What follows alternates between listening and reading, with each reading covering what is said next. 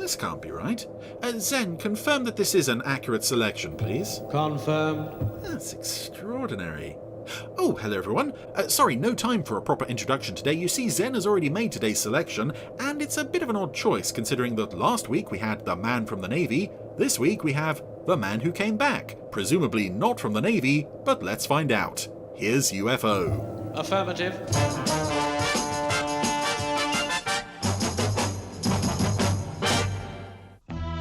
Well, this is how you know it really is random, because even I, sad as I am, would not follow the man with the Navy with the man who came back, just because they happen to have the man at the start of the title. That's just how it goes. Anyway, we're welcoming back to UFO. Entry. No, we're welcoming back to the Randomiser, UFO. I had to think about what I was doing there. And it's strange, only a couple of weeks ago I mentioned in Lavender Castle saying that it hadn't been on the Randomiser for quite some time, and that because there were 26 episodes of it, it shouldn't be any rarer than UFO, not realising that at that time UFO had not been on the Randomiser for even longer than Lavender Castle. Not since Survival, in fact, quite a long time ago. Craig Collins, isn't it? Yes, sir. Have him call me when he gets down, will you? Yes. Straker's old friend Craig Collins is approaching Earth. I'm not quite sure Pilot reports fire in cabin, sir. what this ship is that he's piloting. It's clearly he's clearly a SHADO operative. Why is he not using a lunar module? He just seems to be using one of those stubby little, almost civilian rockets that they'd use sometimes. Circuits. Sid reporting 3 alien craft. Still good. The heat's still building up. But did you cut the Q circuits? They're vitally important. Lights are on. Repeat, alarm lights are on. We'll hear that dialogue repeated again in a moment. This is also, believe it or not, only the second time on the Randomiser that we have visited the Pinewood era episodes of UFO. So this is going to be an interesting one to talk about, because I find this an interesting 4 million miles closing. experiment that doesn't quite come off, I don't think. And we'll get into that as we go along. There are some things in this story that work quite well, and there are some other things that not only don't work, there are moments in this episode that just feel very weird. Sing to Sol 6. Meanwhile, we have some UFOs closing on the moon. There's that shot from the Dalatech affair again of the 3 UFOs. Main warning lights are on. Oh, there it is. Repeat, alarm lights are on. Oh, it seems to be getting worse. Seems to be getting worse. Dear. Why do I remember such pointless minutiae?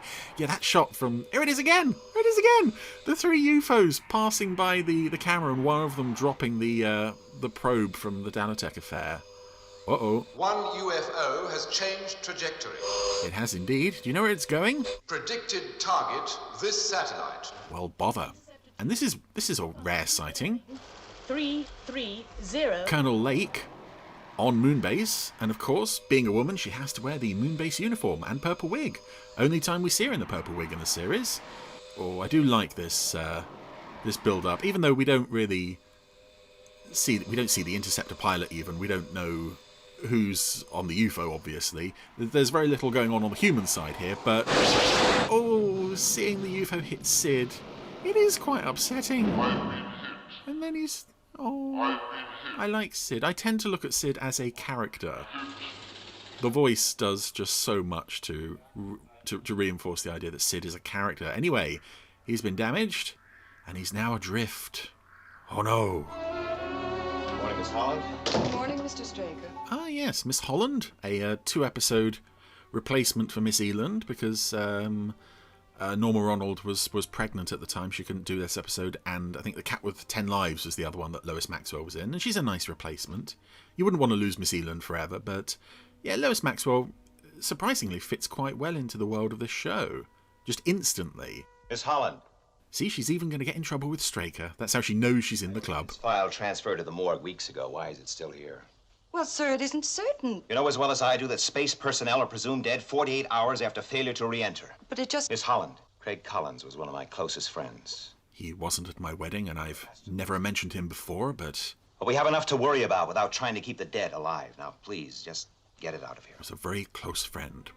And luckily for Straker, his very close friend of less than 5 minutes is not dead.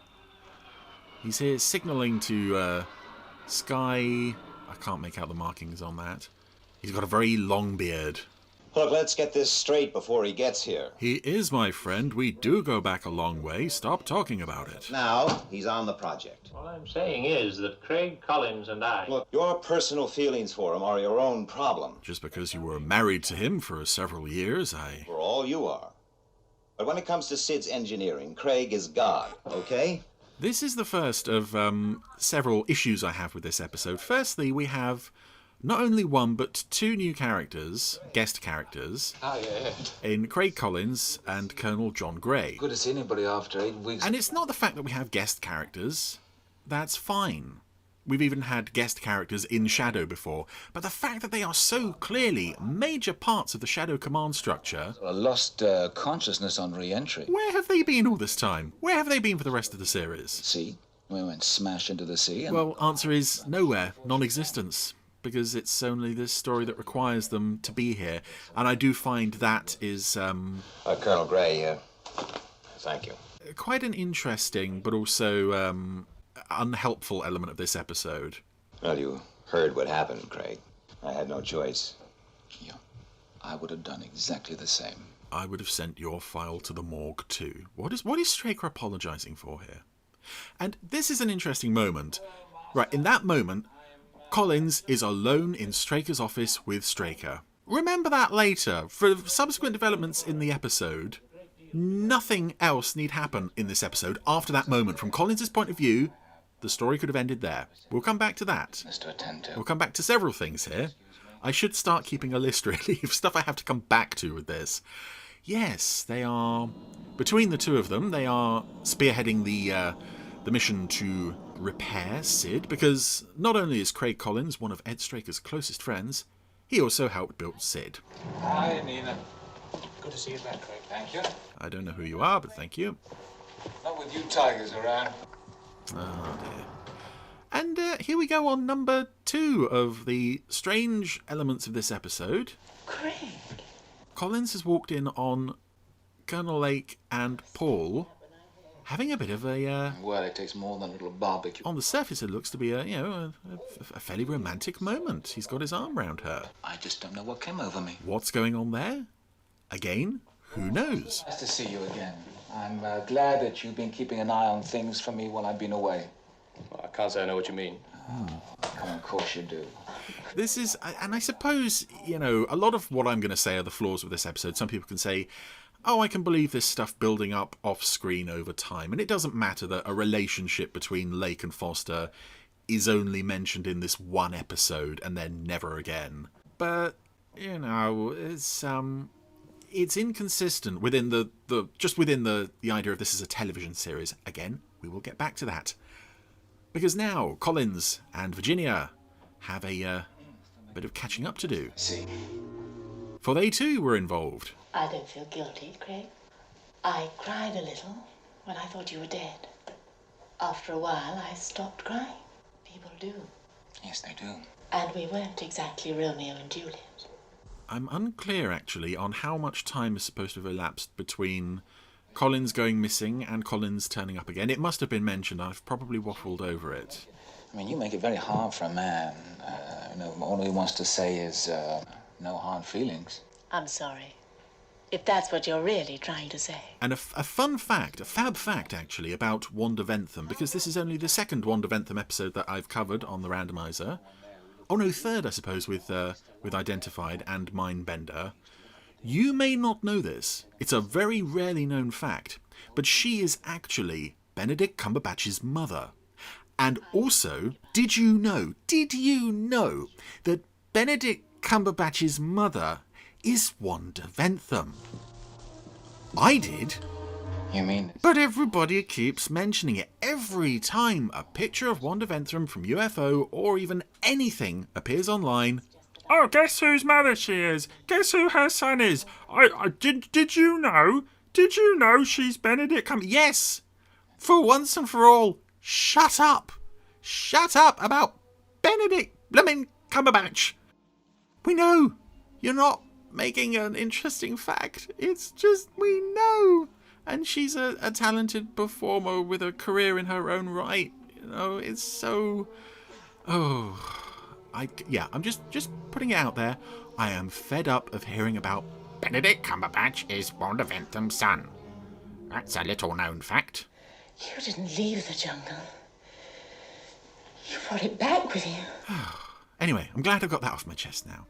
And speaking of getting things off our chest, Colin's trying to get a bit forceful with Colonel Lake there. Again, considering what we later find out has happened to him, it's a bit strange that he would do that, but there we go. A bit unpleasant. Bit of an unpleasant moment there. See me, Master. What's this request for a two-man mission? Well, fixing Sid is a two-man job. I need a partner. Makes sense. I want Foster. Oh. Why Foster? Well, he's the only man available with the necessary know-how. Also, he's got the basic astro training. I know that he's maybe a little bit rusty, but I reckon I can lick him into shape in time. Who are these two? Where have they come from? Why are they talking about Foster like he's... Is that the only reason? Some junior nobody. I want him. It's so strange. All right, you've got him. I officially authorize you to have Paul Foster in my official capacity as second in command of SHADO? I guess. It seems to be what he's playing here. You ran a computer check on my relationship with Craig a long time ago, and the readout said that it would not affect my efficiency. I love as well the way computers generally in this series, you feed in any question and they'll just sort it out. Again, that's something that happens elsewhere in this episode. I'm on you and Craig and Foster. The computer seemed to think a triangle was the nastiest emotional shape there is. After a square triangle. Yes, this actor is Gary Raymond, playing Colonel John Grey.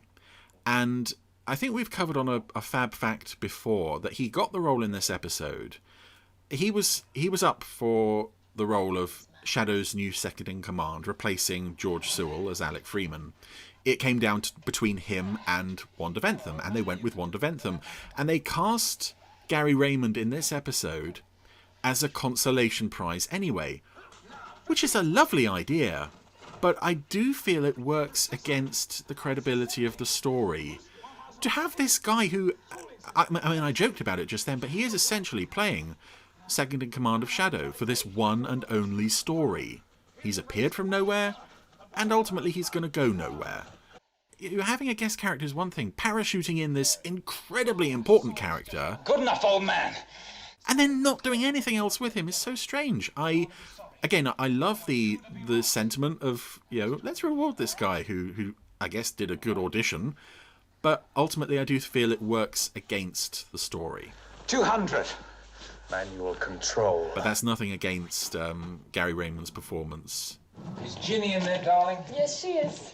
Yeah. And that's Andrea Allen, who was a Moonbase operative in several episodes, again appearing without her wig in this story. As we saw, Dolores Montez had her wig off earlier as well. Good evening, my lord. How about a little game of chess? You're a glutton for punishment, aren't you? You've never won a game with me yet. How about a little bet? You really want to throw your money away? We've never seen so many people in this room. There's Collins and Gray, Lake and Foster, the mustachioed interceptor pilot from earlier, and a female operative who I don't recognise. But then, she hasn't got the purple wig on, so I wouldn't recognise her without that. I thought we'd been through all this yesterday. You told me you dropped Collins. You didn't tell me you hated him. Gray is wearing some rather fabulous trousers here. In fact, his off-duty uniform is quite something to see. Anyway, I've just snipped out a very long chess game where, believe it or not, despite having never beaten Gray before, Collins beat Gray at chess. See, it's interesting. If there's anything you know about him, his attitude, state of mind, it's your duty to tell me. He's different. And you're trying to tell me that just because he beat you in a game of chess, he's a psychotic? That is one of my favourite lines from this show. I don't feel that line gets enough love. It's not up there with, fortunately for them, an alien came through that door instead of her husband. But it should be. Not for a game of ping pong. Foster has to shape up. And Virginia Lake? Virginia Lake is a girl who fell out of love. And what about aliens? Aliens! Don't worry about aliens. Let's shut SHADO down. What he went through in that jungle. This is something I find odd again with this episode, is the presentation of Straker. Full clearance. Dr. Jackson. Yay. Full clearance. Dr. Bluden. Who? Full clearance. Now, all those... Dr. Adams, Dr. Bluden. Why not Dr. Fraser and Dr. Schroeder? Because I'm God. Or are you, John? Ooh. Yeah, I do find it very odd that Straker is so unwilling to accept anything odd about Collins. And I get that within the world of this episode, they are old, valued friends. That your personal feelings don't bend yours. But Straker just seems so keen to put his head in the sand, even when people are saying, you know, Commander, Collins is coming at you with a chainsaw. Oh, well, you're just being silly. It's very out of character for Straker to not consider I've got one or two things still to do. the possibility that something happened. Yeah, tomorrow. Right. And again, I think we discussed this with Captain Scarlet recently. Considering what happened to him, there is no reason he should be assigned to such a vital mission, except, of course, for the fact that supposedly, in this story again, he had some major role in constructing Sid. Anyway, we're now roaming the studios with Collins and Gray. Excuse me, can you direct me to D stage? Yes, of course. It's over there. Take the second turning on the right. Oh, thanks. Mr. Gray, isn't it? That's right, Sir Esmond. Yes, I never... Sir Esmond. And who? I believe is a film actor. He's getting a spooky vibe off Collins. He's blind. He's also got a chauffeur. Come along, Charles. Yes, sir. Can't have you standing about all day long. Yes, Charles the chauffeur, played by an actor named Mike Stevens, who is one of my favourite film and television extras. He turns up in UFO. He is a shadow operative in several episodes. He's on Moonbase Alpha through the first series of Space 1999. He's in Bond films, he's in Doctor Who, he's in ITC shows, he's in the Avengers, and he always has this permanently furrowed brow and look of extreme concern on his face. I love spotting this guy turning up in other things. Even when he's supposed to be happy, he looks really serious, and it's... that's very kind. It's like a sort of, you know, where's Wally kind of thing. Where's Mike going to be this week? Oh, he's in Dad's Army this week. It's just, I love spotting the guy. And I would recommend, if you're bored, having seen a lot of these episodes over and over again, try a game of Spot Mike Stevens. It's very rewarding. I'm going to turn in. All right, see you tomorrow, Master. So, they've gone back to the moon. Why did they even go to Earth? Or just for Gray to have that conversation with Straker? Okay. Well, now they're back. And I do like that we see more of the moon base quarters in this episode. Yeah, there's the inflatable beds that we've seen a couple of times before, but I like the revolving cupboard where they keep all the fresh laundry and everything. But as Collins is lying in bed, he's thinking of that unfortunate incident in his little module thingy where he was suffocating, and thoughts of a UFO are very much on his mind. Only one thing to do. Go out and turn down the oxygen in... Oh no, it's the pressure. He's going to reduce the pressure in Gray's suite.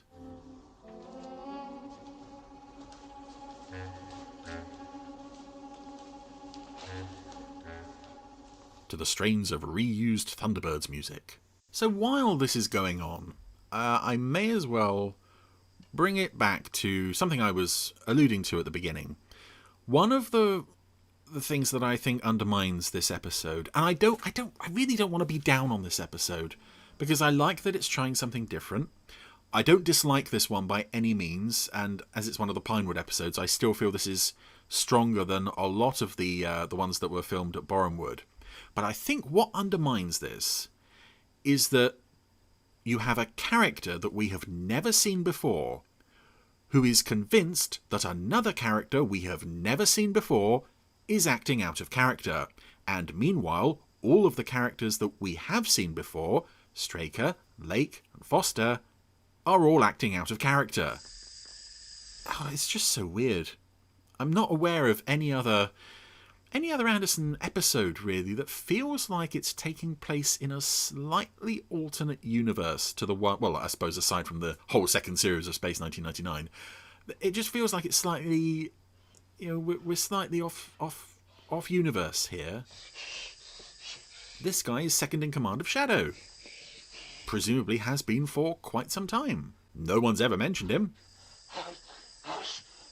but he's just, he's suffocating a bit. And he's fallen through the, what I said, the revolving door where they keep the fresh laundry. I also like that once the air is gone and the pressure's down, the sound just drops to 0 until Gray finally manages to drag himself out of his sleep sphere and get some air into his lungs again.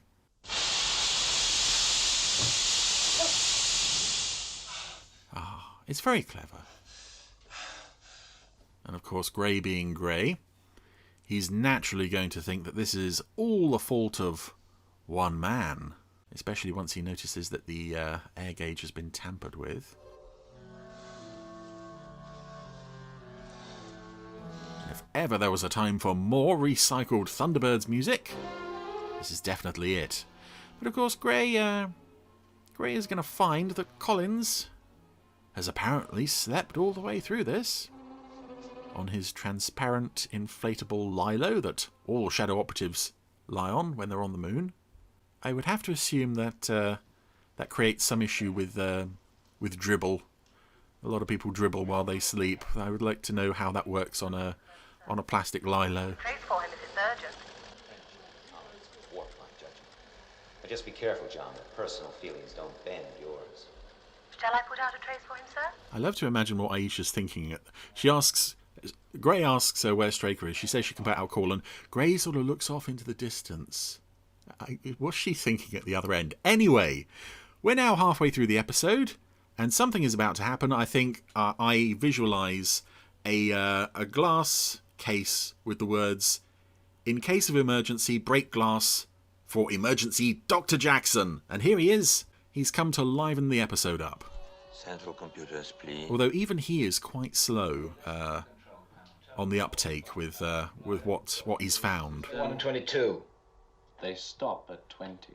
You know something, old man? I think you're going to make it. I've been a part of Shadow most of this episode, and with my infinite experience, I think you're going to be okay, Foster. You're a young whippersnapper, and you're pretty new to us, but what is going on with this? Why is everybody being treated so differently from normal? And it's not like this has been written by a complete, newcomer to the series. Well, why don't we try 225? All right. But that's my lot. I'm not pushing for the bandiest astronaut title. Oh, I just went and looked it up. This episode was written by Terence Feely, and this seems to have been his only contribution to the series. That would explain so much. Right, so Collins overloaded his weights there, and he dropped them on Foster. Are you all right? What do you think? You clown. How bad is it? There's a rib gone. The right tibia's cracked. He'll be strapped up for a fortnight. No. Oh, no. I retract that because he also wrote Time Lash as well, which again is a fairly atypical story. If I had to fly it with you, some mistake.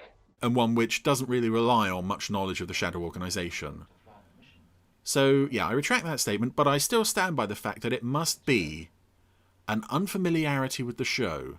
I mean, he and I put Sid out there in the first place. That has led to this feeling so strange. A man who's unstable. He's only unstable in your mind. Look, what do you want me to do? Cancel the mission? Leave Earth undefended? Train somebody else to go with you. There isn't time. Collins is right. I'll go. I said I'll go. It's an obvious trap, and I'm going to walk into it with my eyes wide closed. What is wrong with Oh, no, we've already established this. I'm not going to go on about why this is all so weird. Go. He tried to kill me. He what? Yes, Terence Feely also wrote, for the Anderson shows, Space 1999, New Adam, New Eve, which I've covered and wasn't very fond of, The Bringers of Wonder, which was brilliant, and the first episode of The Protectors, tangible evidence, which was also quite incomprehensible. Not yet.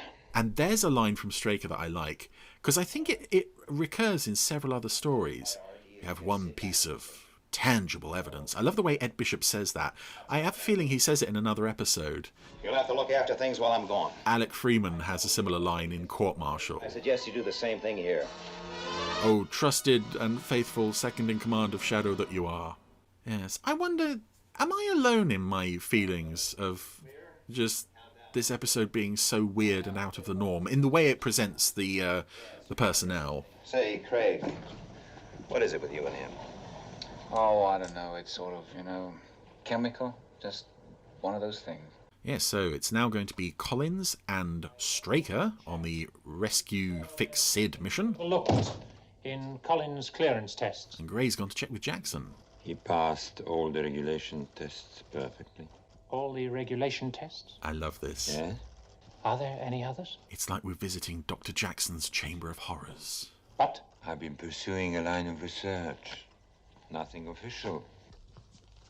Just an idea of my own. Ah, yes, this is how Dr. Frankenstein got started. But no, Jackson has built an empty cupboard with some blinking lights. I call this an isolator.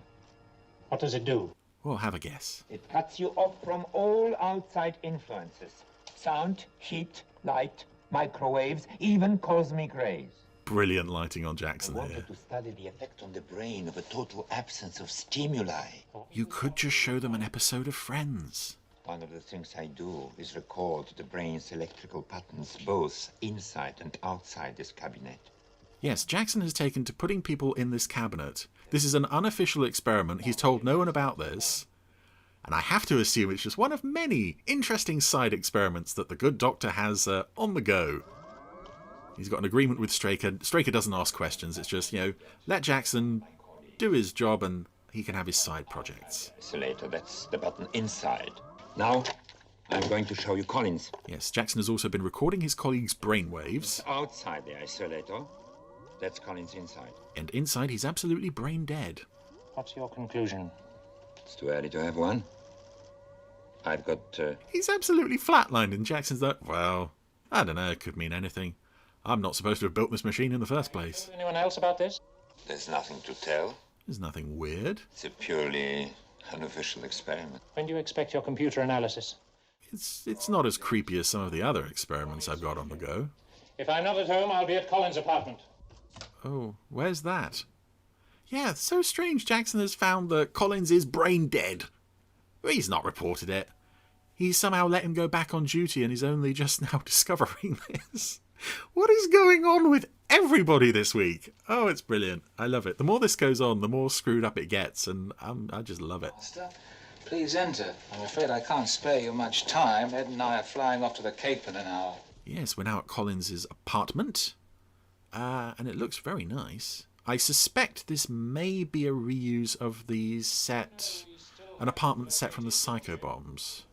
The one you crashed in? Really? Are you sure the map reference you gave us was the right one? Yeah, I was pretty groggy at the time. Could have been 1 mile, 2 miles either way. Yes, they don't find his spaceship. They don't find the UFO. What happened? No, mind is, very much of a blank still. But Collins doesn't seem to care. And Darren Nesbitt is the guy playing Collins. A very interesting performer, very charismatic, very unique performance style that doesn't work for some people. Now, what's that supposed to mean? But I've always really enjoyed it. Ah, Virginia. I've also heard him say that he feels certain Supermarionation characters were modelled on him. I'm sure I've heard him say either Alan Tracy or Joe 90 he feels were modelled on him. What are you talking about? Particularly in his role in The Prisoner. He's a blonde number 2 with glasses. He looks a lot like Joe there. He put you in a cabinet. Yes? What about it? When you were I remember I'm having flashbacks to the cabinet. The things I saw in there, you can't know. I also have to... How did Jackson get him out of the cabinet if he's brain dead while he's in there? Did he just collapse? Nothing. A body without a will. Now, look here, I know that you have never liked me. I think it helps that, Collins... Darren Nesbitt is a fairly charismatic actor, and I think that really helps sell this character. The idea that he's, not only Straker's friend, but he can be a womanizer, and he can also be a professional who rubs up other professionals the wrong way.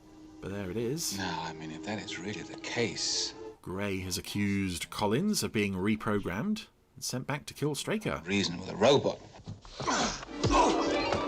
And, we'll go back to something I mentioned earlier. This is basically confirming, yes, Collins has been sent back to Earth specifically to kill Straker. This whole plan is to do with killing Straker. Fine. It's a bit of a retread of the episode Kill Straker, but, you know, why wouldn't the aliens try the same thing again? But the fact that we had that scene earlier where Collins is alone in Straker's office with Straker, why didn't he just take out a gun and finish him off right there? Again, well, if he did that, we wouldn't have much of a story. Anyway, Collins won that fight. Gray is down on the floor and bleeding. And who's this on the phone? Colonel Gray? Speaking. The computer confirms. Oh, dear. Collins has had surgery. I'll be right over. Yes, Collins somehow does a good enough impression of Gray to fool Jackson. I don't know how Jackson would have missed the fact that Collins had surgery. Did Jackson just not bother doing any sort of, you know, post-crash, pre-going back on duty medical check? I guess not. He's probably got his, you know, his Frankenstein's monster in the basement that he was busy with. And here's another odd moment. Jackson becomes aware that there's someone else in the room with him. He turns and there's Collins. And that's it. Next scene, Collins is on the plane with Straker heading off to, is it Cape Kennedy?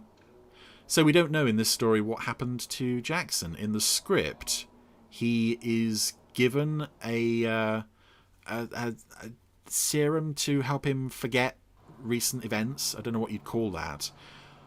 But it's so, you know, either way, whether you include that scene or not, it's just so, I'm going to let you live because you are a main character. I mean, if you wanted to put this episode at the end of the run, you could say Collins killed Jackson, but nobody wants Jackson dead. And here we have some old footage from Doppelganger. Quite a lot of model and live action footage coming up here, including a shot of the launch control building. There's Jeremy Wilkin at his desk again. Well, I hope I can still drive one of these things. Yes, so do I. We have retract on 1 and 2. Will you confirm your link is correct? I was just thinking there, why don't SHADO use their own space equipment? But it has been established in close-up, SHADO don't have facilities for a major rocket launch. They just have the sort of lunar module carriers, which I suppose you could jettison a lunar module once you reached Earth orbit, but All internal systems at -50. I'm not a space person. But who's this? But always he leaves me. Collins' housekeeper is about to discover John Gray's body. You know, it's a first-base burglar's look. But he likes the place left clean and tidy. And do you know who that is? Some of you probably will. I will tell you, it's a far more interesting fact than your fact that Wanda Ventham is Benedict Cumberbatch's mother. That is Nancy Nevinson, who was the voice of Twizzle. Oh, that Doppelganger launch still looks gorgeous, even in 4x3. Oh, it's lovely stuff. Yeah, that was her only other Anderson contribution after Twizzle. She gets these couple of very quick scenes, only a few lines, and there she is gone. So that's from 1957, back in, oh, what are we here, 1970, 71? Thank you, Houston. This is SID-2 reporting. All systems go. I wonder if anyone at Cape Kennedy wondered why they were sending a famous film producer into space. More reused footage here. The ambulance from Question of Priorities is being used to carry Gray to hospital. And we're about to launch the recovery ship. This is the SID-2 recovery ship, which, again, I really don't like the look of this thing. I'm not sure if it's the design or if it's just the way it's filmed. It's very bright, this shot of this spaceship, but it's also very triangular. I don't like it. Ah, there she is. There's old Sid. Wait, Sid's a woman? Okay. Right on the old button. Yeah, okay. Well, Sid is female. You heard it here first. I do like the shot of poor old Sid, just askew in Earth orbit. And it is a clever plan on the part of the aliens that Sid, who essentially is just there to say, oh, look, UFO's over there. If you knock Sid out, All right. maybe Shadow won't be so able to deal with them in the future. Meanwhile, Grey is struggling in hospital. Well, time to go for our walkies, old man. And I like that it's only now that they've made it into Earth orbit and Straker is just now starting to think, actually, maybe Grey was onto something. Maybe Collins is compromised. And for all the flaws that I've pointed out with this one, and I do believe that the character stuff does work against this episode, I have the perfect solution for all of those problems. Keep the story as is. Drop, unfortunately, Darren Nesbitt and Gary Raymond, and replace Colonel Grey with Colonel Foster, replace Colonel Collins with Colonel Freeman. And suddenly, everything makes sense. Straker says Collins is an old friend. Well, Freeman is his oldest and closest friend. That's been established. You want to get Freeman off the series, according to ITC America. If you were going to write him off the series, this episode just seems tailor-made to do it. You've had a nasty concussion. If you didn't have a concrete skull, you wouldn't be with us now. And having Foster in the Grey role of, he's saying, "Get me a bloody telephone!" Oh, apologies for the bad language there. It won't happen again. Foster saying, hang on, Freeman's not all there. It would make so much more sense that Straker would then be saying, no, hang on, this is Alec Freeman. He's my best friend. Again, previously established sexual chemistry with Colonel Lake. It's all there. You could do it. But I doubt this episode was written with Freeman in mind. This is odd.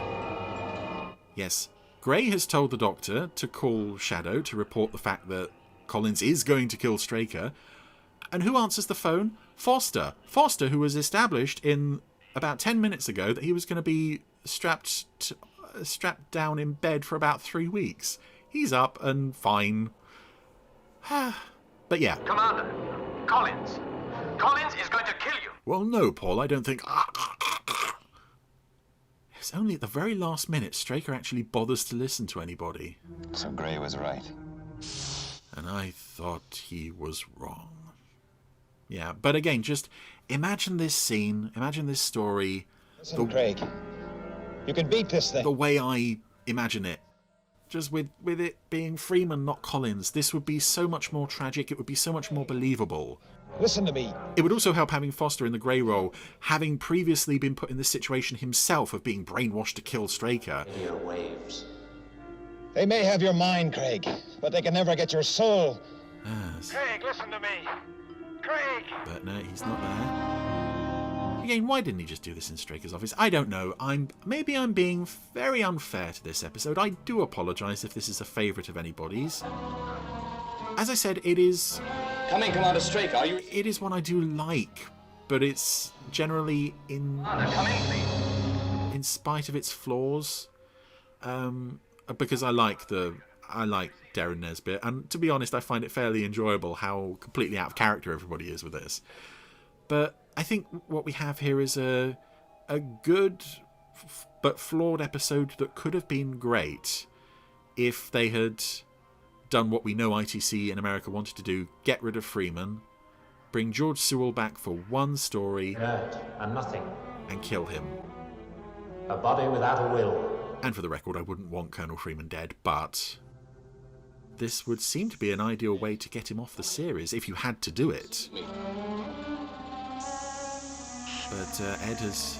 Are you receiving me? Well, he's removed Collins' air supply. Are you all right? Yes. Thank God. What about Collins? He's out of it. And Ed Bishop, who hasn't had much to do this episode... He could have killed me. Does get some nice acting at the end here. And I also love, I think I've mentioned before, anytime you see a lone spacesuited figure spinning off into space, never to be recovered, it is quite a haunting image. Even though, in this case, it's clearly a model. We just hold on it for a very long time. And that's it. That's Collins gone. That's the man who came back, has gone again. And so is our time with this episode. And that was as I've said, I really struggle to decide on my feelings for this one. I think, on the whole, I generally say I do like it, because it's got that Pinewood era feel of very confident, slick direction. The pace is much faster, but the character stuff, again, I put it down to unfamiliarity with the series on the part of Terence Feely. The characters just do not gel in the way that they normally do. It is like a parallel universe version of the show. Darren Nesbitt and Gary Raymond, both strong performances. I just wish if I could rewrite this show my way, we might have had a slightly better episode. Never mind.